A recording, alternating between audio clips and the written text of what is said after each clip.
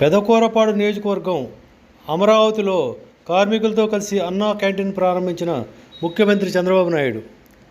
అన్నా క్యాంటీన్ ప్రారంభ అనంతరం పేదలకు స్వయంగా భోజనం వడ్డించిన ముఖ్యమంత్రి లబ్ధిదారులతో మాట్లాడుతూ అన్నా క్యాంటీన్లోనే భోజనం చేసిన సీఎం చంద్రబాబు.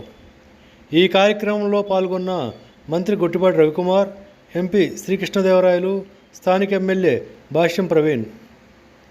2024లో కూటమి అధికారంలోకి వచ్చాక రాష్ట్రంలో 207 అన్నా క్యాంటీన్లు ఏర్పాటు చేసిన ప్రభుత్వం ఇవాళ గ్రామీణ ప్రాంతాల్లో మరో 62 అన్నా క్యాంటీన్లను ప్రారంభించిన రాష్ట్ర ప్రభుత్వం. మొత్తంగా రాష్ట్రంలో 269కి పెరిగిన అన్నా క్యాంటీన్ల సంఖ్య. త్వరలో మరో 5 అన్నా క్యాంటీన్లను ప్రారంభించాలని నిర్ణయించిన ప్రభుత్వం. గడిచిన 21 నెలల్లో 8.80 కోట్ల భోజనాలను పేదలకు అందించిన అన్నా క్యాంటీన్లు.